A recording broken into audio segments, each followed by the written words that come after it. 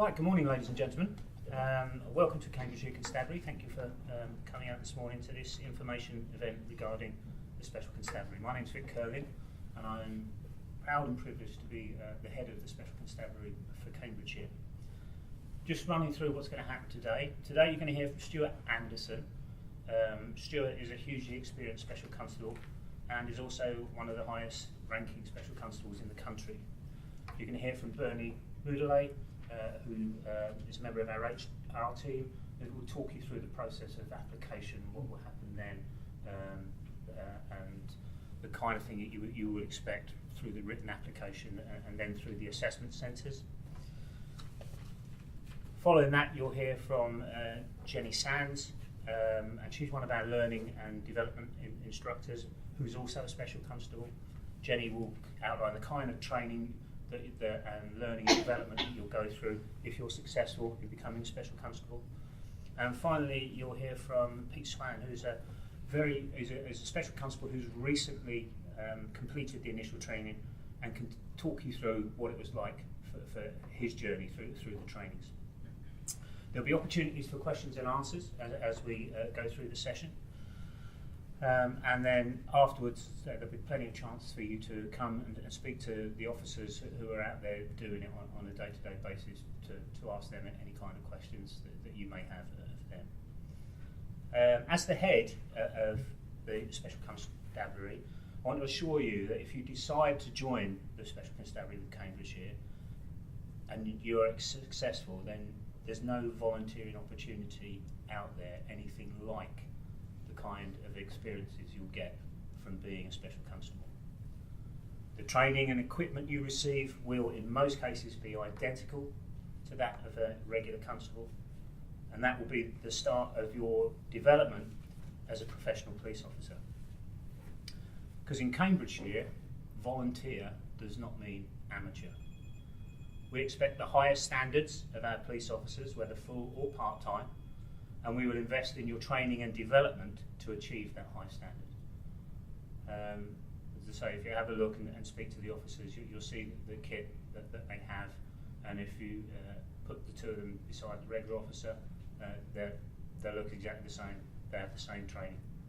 We will invest in your professional development because, as I say, it's certainly here. Volunteer does not mean amateur. It will be your start of your journey as a professional police officer. So, by all means, please ask questions. You've got a captive audience to a certain degree of these officers here. There's no such thing as a silly question. If some of the questions you'd rather not ask in the open and just want to chat, then chat later on. So, without further ado, can I now introduce to you Assistant Senior Special Officer Stuart Anderson. Thank you, Vic.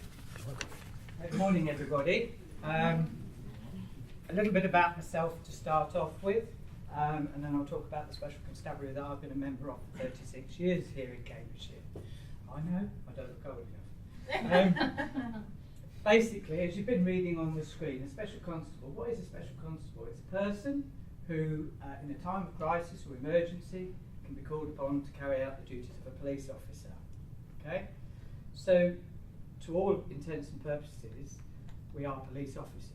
We're fully warranted, we hold the authority of the Crown to act as a constable throughout England and Wales. Now, my journey started, as I said, about 36 years ago. I'm not going to bore you too much with the detail of that, but just suffice to say, as I go through the slides I've got, I'll just tell you about a few of my experiences and what I've experienced as a Special Constable over the years. All right? So, and if anybody has any questions, then please do feel free to speak up. So, what duties can you expect to do as a Special Constable?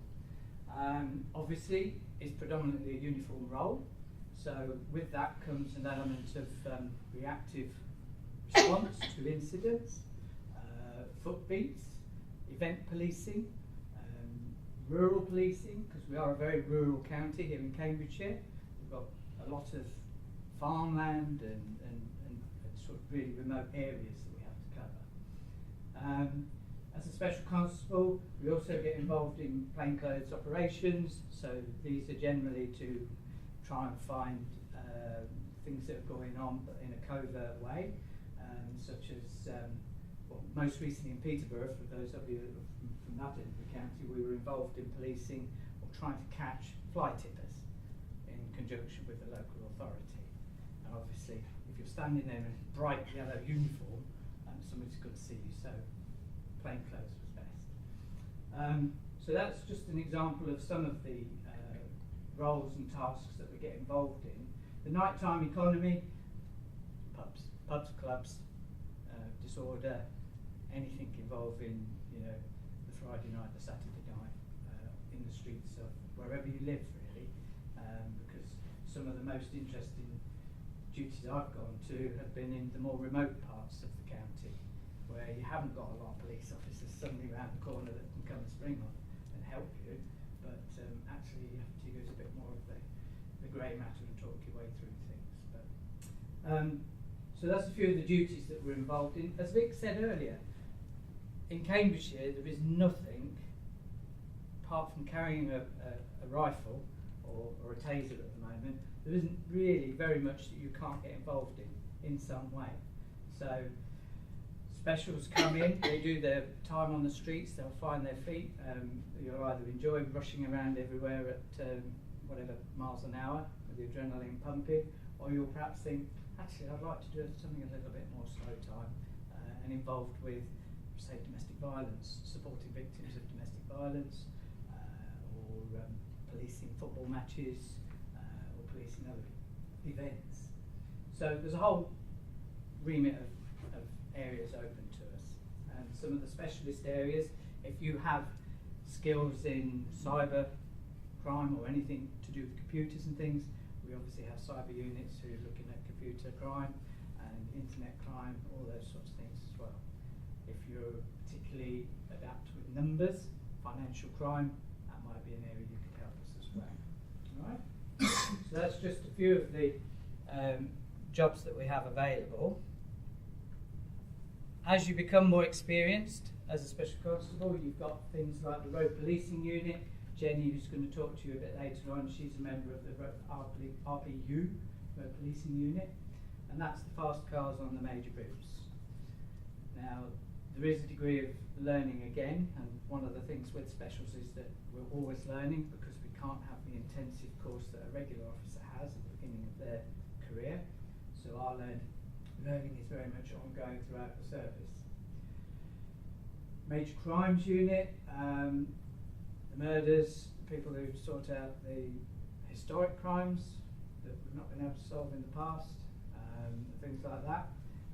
You've got rural, there's training opportunities, we have our own trainers, and response driving. Okay? As Vic introduced me, I'm a senior special, so I hold it. That's the wrong one. I'm looking at the wrong screen. Jenny will talk to you more about the training, so I'll go through that one. Progression and recognition. So, as special constables, you start as a special constable. There's opportunities to rise up our ranks, if you like, which are welfare orientated towards other specials. You've got special sergeant, special inspector, special chief inspector, special superintendent, and there's the special chief officers team. Along the way, we have awards for anyone who stays longer than 3 years. You get a type in. 5 years is another type in, different colour. And then we go on to the national awards, which is a long service medal at 9 years for good conduct and service, right up to bars to long service, and I've got 2 of those at the moment, but you hang around long enough you get these things. Okay, right, so on the social side, policing isn't just about catching the bad guys. Obviously everybody is involved with everybody else. You make good friends, you make colleagues, and you become part of what we call the police family. There are social events all around the areas. If you're working with a shift, most of the shifts will welcome you onto their nights out as well, and you become fully embedded as part of the policing family. All right. So anybody got any questions? Because that's pretty much my little bit done. I mean, obviously, I'm going to be around afterwards, so if you want to talk to me afterwards, then please do. But if Bernie's ready, we'll hand over to Bernie. Okay, good morning. I am Bernie, as my colleagues have said. I'm from HR, more specifically workforce planning, to ensure that we have our resourcing requirements at all various, within all the various roles within the constabulary. But today we are here for a very, very important bit, which is our volunteer police officers. And so firstly, thank you so much for taking the time out to come and be interested enough to join. Right, so we're going to take you through, hopefully I'm not going to bore you. You know, if you're starting to dip into oblivion, just put your hand up and we'll throw you a lifeline. So let's get cracking. There we go. Okay. Let's see how many of you got that. So obviously we are looking at how you guys, if you join, can support our police force and make it stronger. And what we want to do is all these amazing things: uphold the law, maintain the law. You're going to have the same powers as the police officers, as regular police officers. You're going to be out on patrol in the community, interacting with the community, engaging with people, and you know how diverse our community is. So you want to have those sorts of skills to offer and to be developed within your role. So you'll be attending crime scenes, you will be monitoring traffic, you'll be making arrests. It is a flexible role. You will need approximately 16 hours or more a month in order to be part of the team. So most of our special constables come from families that have full-time jobs, and they do this in their spare time. Now, everyone is welcome to apply. We want a diverse workforce, and that's important. However, there are eligibility criteria that you have to meet. And sometimes when you come to something like this, you're thinking, what happens about this and what happens about that? Well, first and foremost, you need to be 18 or over to apply. In terms of nationality, you're going to need to either be a British citizen or a British passport holder, or a passport holder from a full EU member state. You can apply if you're a Commonwealth citizen or foreign national who is resident in the UK with indefinite leave to remain. So you must have a minimum of 3 years UK residency. When it comes to criminal record, tattoos and debt, most people immediately think, oh, if that's an issue, you know, I may as well not bother applying. However, those elements will be seen to on an individual basis. So don't naturally assume that when you disclose anything relating to a criminal record that you're automatically excluded from the application process. You are not. It will be considered on an individual basis. When it comes to tattoos, we're not excluding people with tattoos. It depends what sort of tattoo it is. If it is something offensive, garish or prominent, then obviously, you know, that has to be considered. When you applying, you will be asked to send through photos of it so that it's considered, and it gets reviewed and assessed, and so it doesn't automatically mean you're excluded from the application process. And when it comes to debt, you would need to supply us with evidence of your ability to manage your debt successfully. It is only if you have outstanding county court judgments or you are an undischarged bankrupt, then those are the issues that we would be looking at when it comes to debt. Right. So, like I said, we want everyone to apply, but there are certain roles that will be restricted from applying. These include, but not limited to, the regular armed forces, traffic wardens, parking attendants, the on-road highway traffic police officers, patrol officers, and these are the people that will not be allowed to apply. However, if you go through all of these things and then you are successful, we have interesting opportunities. There are specialist teams in the force. So you've got, as my colleagues have said, road policing unit, rural crime action team. It sounds exciting, doesn't it? Rural crime action team. It sounds so vibrant. And I'm certain it is. And so we have further exciting attachment opportunities. And we're looking at speeding, counter-terrorism, cybercrime, and road crash investigations.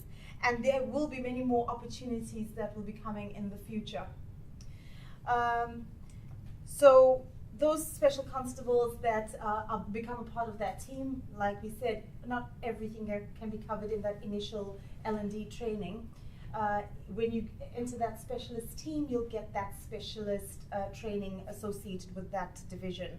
And you will also obviously need to be considered fit for independent patrol, or as they say in police talk, FIP. So I had to learn that one. Right, so now the next one.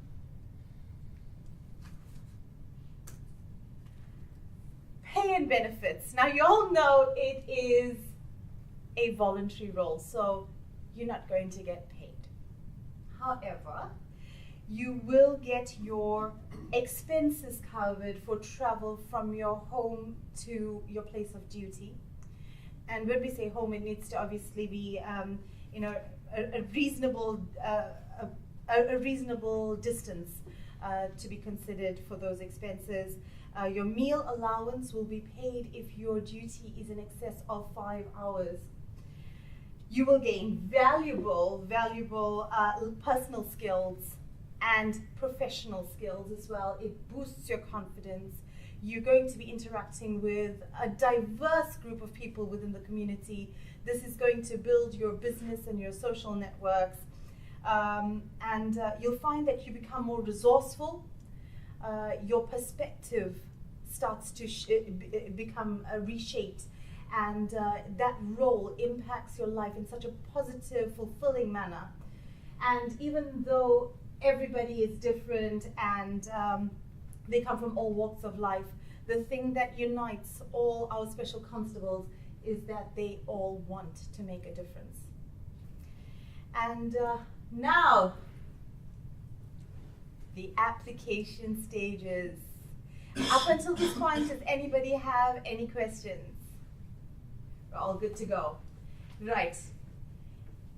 It does look very involved and intense, but it's amazing. It does go quite quickly because many of you already have your full-time jobs, and these things happen in the background a lot of the time. So you have to be willing to be patient while all of these things are happening. The first thing that we have is your application stage. Now, with the application stage, we have an application form called the CBQ. Does anybody know what that means? Competency-based questions. Perfect, from the PhD student in Cambridge. So he says competency-based questionnaire. That's exactly what it is. So when we are looking for answers, what is it that we're looking for? We usually use the STAR approach. I'm sure many of you have already become aware of that because most organizations are either moving toward or already using that. What does it mean? It is situation or task, the actions you took, and the results and outcome you achieved.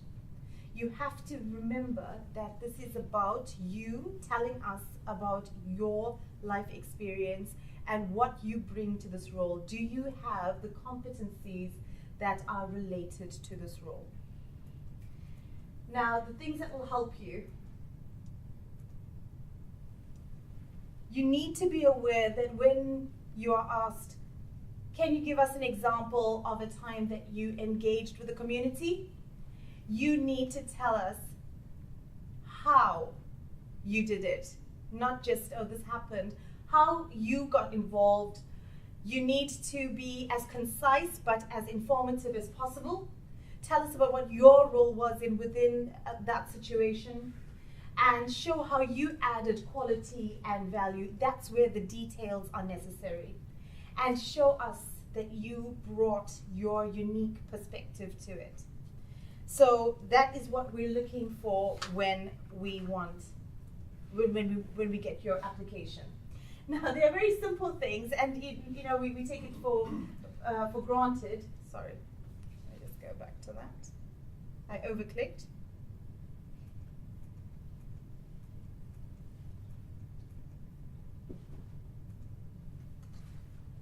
All right.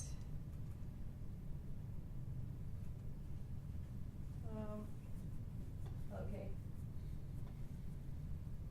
Let's just go one back. There we go. Yes, so spelling and grammar, context, does your example flow, and does your example make sense? Now, spelling and grammar, it's important to understand this is a very, very basic essential, because if you're going to be taking a statement from a victim one day, you need to know that you are capturing salient information in an accurate manner, ensuring that it's done professionally. So spelling and grammar is basic and it's a must. Context to show that how this fitted into a bigger scenario. Your example needs to flow. It cannot be disjointed, and it needs to make sense, because the people that are going to be reading it do not know you. So if you've done the application, it goes off for shortlisting, you get a big tick, you pass the application form stage. You then get the other interesting bits that come hereafter. You then get involved with the HR service center, and they basically will start to now process your application. You will then go on to an assessment center that will encompass a written test, and you'll also go through for an interview. And generally, we tend to have 1 or 2 people sitting on a panel, and they will interview each candidate that comes through, and they'll go through all those questions from that competency-based questionnaire to see whether you meet all the requirements. And the interview will be done in tandem with the written test, so they'll be looking at how well you look at different scenarios and all of these things. The pre-employment checks basically is your vetting, medical, your reference checks, your fitness tests. You then get a final offer, you get a start date, and you then go on to my colleague Jenny and her team in L&D, and then you go on probation. And once everything is done, cleared, your probation is done, you're fit for independent patrol, it's a successful appointment once all of that is done, and then you move on to your training, and you're out on the street with your police officer colleagues. Are there any questions about the application stage? Everything is good? How long it takes time to all the process? Yes, so as the reason why I put it in so much detail is because very often people think, oh, as soon as I apply and if I've passed that application form stage, that's it, it should be quite swift. But remember, medical means that you have to go to your GP, you then have to send that over to OHU. OHU have to say whether you're okay to proceed to your fitness test. So all of these things have to happen in the background. Your vetting needs to be processed, your biometrics need to be done, and your references need to be checked. It could take up to 6 months sometimes for all of that to be processed. Good question. Yes. What's covered in the fitness test? Okay, so they will be checking your running. They do a bleep test where they start with the beep, and then you run, they beep again, you run back. They also do a push-pull test, but I don't know, possibly one of our special constables will tell you more because they've actually been through the training and they'll be able to explain to you exactly what happens there. It's not something that I've actually been through myself, but I believe that it is quite doable, and it's not as strenuous as one might think. Anything else here? Regarding eligibility, if you are a citizen of full EU member state, Yes. is it requirement for some amount of time living in the UK? Yes, so that's a good question. So he's just asked if you're a member of the EU state, is there a required period of time that you need to be living in the UK to be considered as eligible to apply? And yes, you need to be living here for a minimum of 3 years. So, anybody else? So we need to take any permission from our present employer or business status? You don't actually need, the question is, do you need any permission from your current employer? You don't actually require their permission as such, because this is going to be done in your free time, in your spare time. It's always, I consider it an ethical practice to always notify my employment, my organization who I'm currently working for, to find out if they're okay with it. And I think it's just, it's just good practice.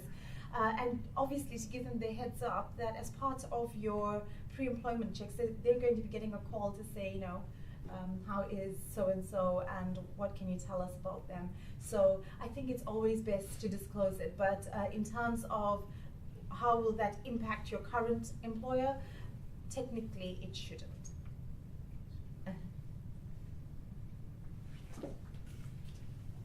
Any other questions?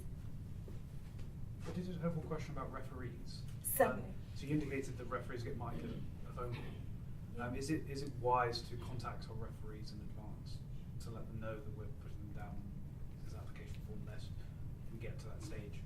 Oh yes, so they will only start those pre-employment checks once you've passed your shortlisting, you've gone to the assessment centre, you've passed all of that, and then you offered that conditional offer to say, you know what, everything is really going great right now, and we're going to start processing your employment application with all the pre-employment checks, and that's when they will start. And obviously you'll have all those other aspects of your medical and vetting and all of those things, and then closer to the end, when it's just about time to give you your final offer letter, that's when they will do the references.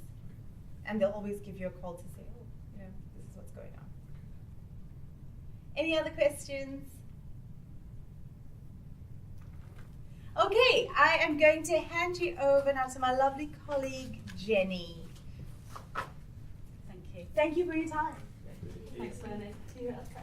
You're Please no, I'm not doing PowerPoint. Okay, welcome everyone. I am Jenny. I am dressed like this today because my colleagues have mentioned I am the learning and development trainer. That is my full-time job. It is my paid job. The Constabulary pay me to train all new specials, but I've also taken the role voluntary as well to be a special constable, which really helps with the training, because when we're going through the training process, is I can give you life experiences, things that I've been through, give you some examples of some jobs, that what it's like, what it's actually really like to be out on the street. So I'm just going to really just talk a little bit about the training programme. Now, with all training programmes, they're always very fluid, they change, we're always trying to improve it, and at the moment we're again in that process where we're looking at saying, you know what, it's good, but can we make it better? So come around about November time, we are going to be piloting a new programme. It won't be that dissimilar, but it will hopefully be a bit better. So the training takes roughly about 12 weeks, and some of that work is done with us face to face, where you come in and we do some role plays to practice the learning. You have a couple of sessions where you will have some guest speakers come in and talk to you about parts of the constabulary that we feel is really important to get specialist roles in to come talk to you, and that's around like domestic violence. You'll also take 8 days to become officer safety trained. So that is 8 days of your time, which will include 2 Saturdays and at least 5 days, and perhaps one other, I think it's 3 Saturdays, 3 Saturdays and 5 days where you'll be in our what we call dojo, and in that time you will be learnt techniques around protecting yourself without any equipment. You'll be taught how to throw people on the floor. You'll be taught all of these little bits of equipment, so you'll be taught how to, and it looks really simple. You've got, you know, a baton here that you think, oh, I'll just take that out and wave it around, but it does take a little bit of skill to use it properly. Handcuffs as well. Handcuffs can be a little bit more complicated than just taking them out and putting them on somebody, because that's where, you know, it can hurt people, and we don't want that. We want to sort of like reduce that. We need to secure people, but we also need to make sure that, you know, we're not out there to sort of cause any injury to people. So we do need to go through training. So you get 8 days of all of that. Now the legislation, you do that at home, and we provide you with material. So it's a blended learning approach, and it's great because what that allows you to do, those of you, my colleague mentioned that may work full time, we might have full time carers, people who are looking after children at home. People work on shift work. They can't always get out to a training session in the evening. So it gives you that flexibility to work from home, and you will then have people from learning and development like myself, mostly myself, but we are getting more people on the team, who will then support you. And we have different other mediums that we use, like certainly a lot of the students have come through, they love WhatsApp, so we use WhatsApp groups to communicate with each other, and then there's always people on hand, and they also work in a team, so the cohort you join with, you actually become a little team with them, and they're always on hand to sort of like help each other out. During that time, you'll also get some online quizzes, so we actually test your knowledge as you go through. So I will set you at the beginning of the course and say, right, this week we're going to learn about theft, burglary and robbery, and once you've learnt that, you'll have some quizzes.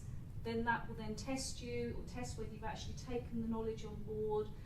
Then you'll come in and do some role plays where we actually put it all together, and it's just consolidating that learning, and that's how it goes through the course.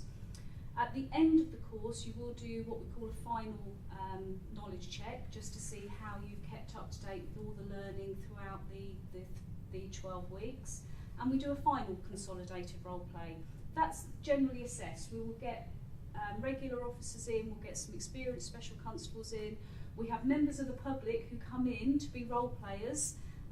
So you get to actually meet some, you know, real members of the public who put themselves forward again as volunteers to come in and be our role players, and we give you feedback, and at that point we say, yeah, I've got you to the level I want you to get to, and that level is a basic confidence and competence to go out there and wear this uniform and work with a tutor constable. So you will go out with a regular officer who will then take you on to the next stage of your learning process.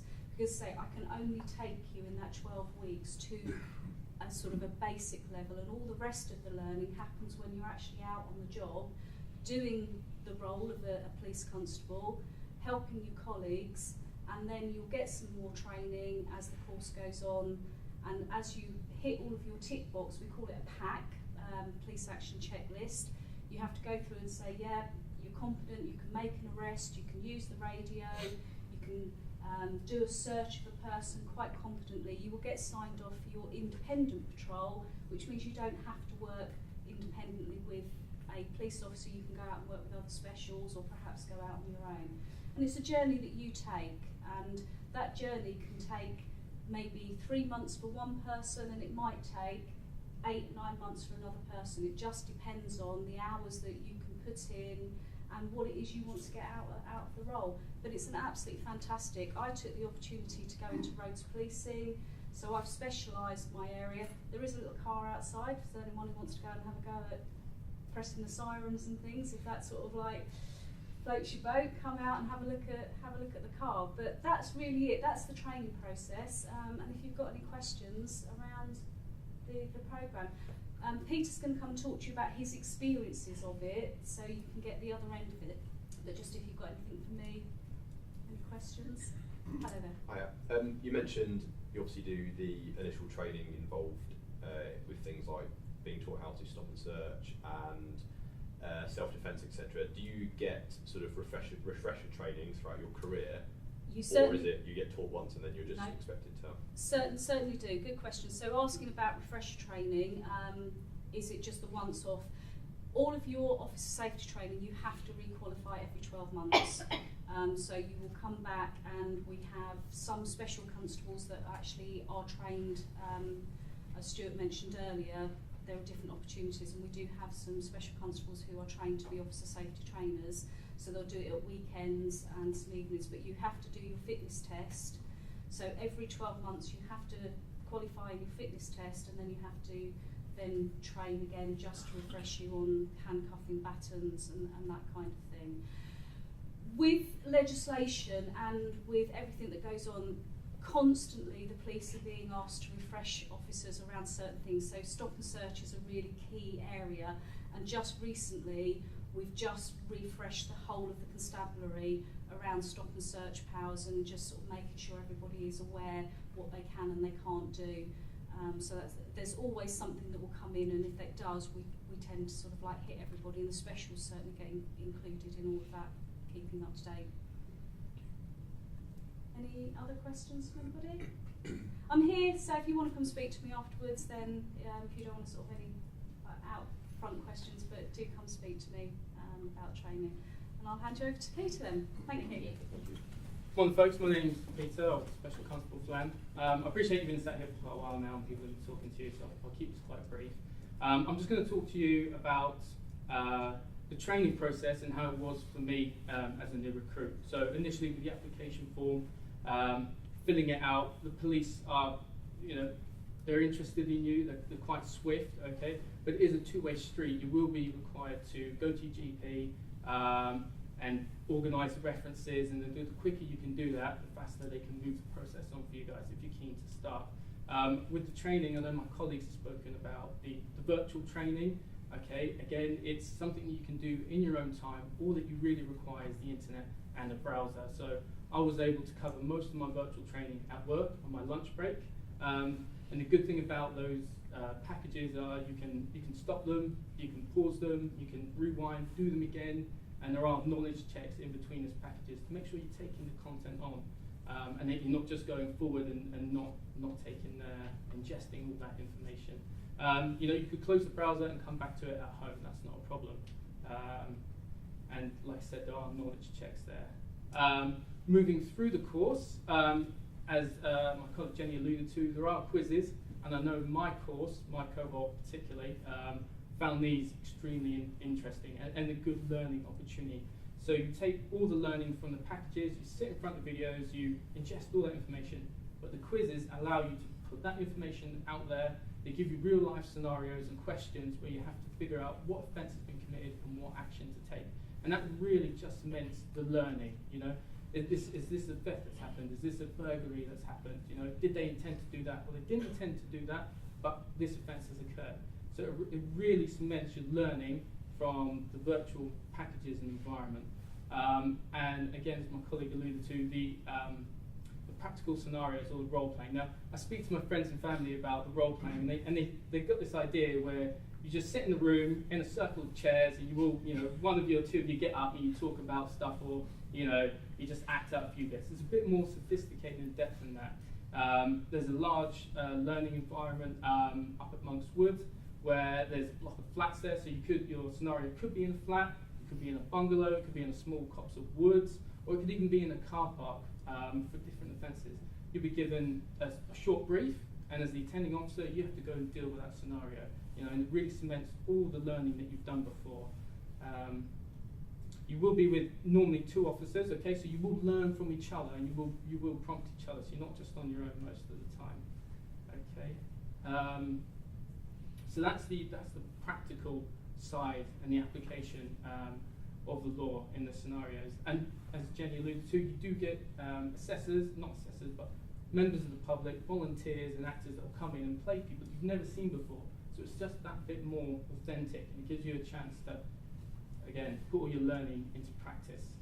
And moving on from there, once you pass all your training, you will be posted to a unit, hopefully if you pass, okay, and you will be given a shift, and you'll learn from regular officers. I've done 2 shifts now, and I've attended quite a few different scenarios. I attended an incident where somebody badly hurt themselves and I had to give immediate first aid, do a little bit of public order, maintaining crime scenes, and I've only graduated 3 weeks ago.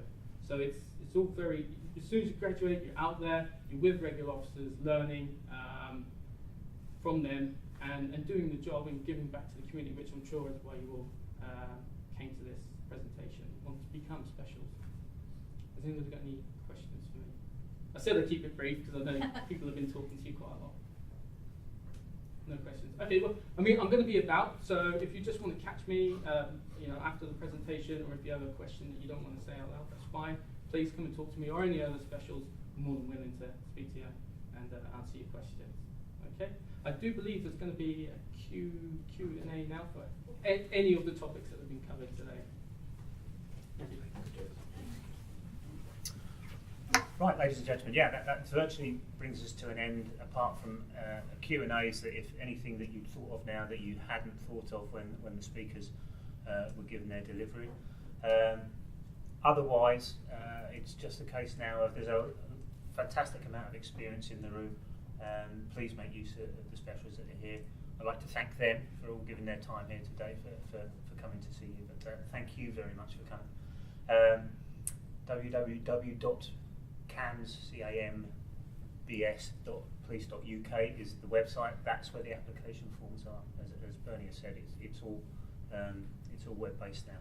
So if there's any questions, I'll take them now. Otherwise, thank you for coming. And yes, there's a road policing vehicle out there with all the blues and twos and the Ninars. So if you want to go and have a look around that, then please do so. So just throw it open. I mean, it doesn't have nobody has to. I think all the speakers are around, so they can answer any questions. Is there any questions other than what you've already said?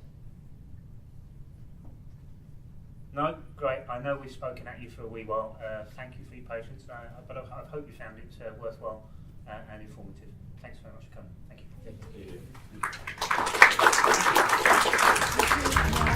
This is it now. This is where I want to be. This is it now. This is where your body is. When you're running, you're hiding, you're running out again.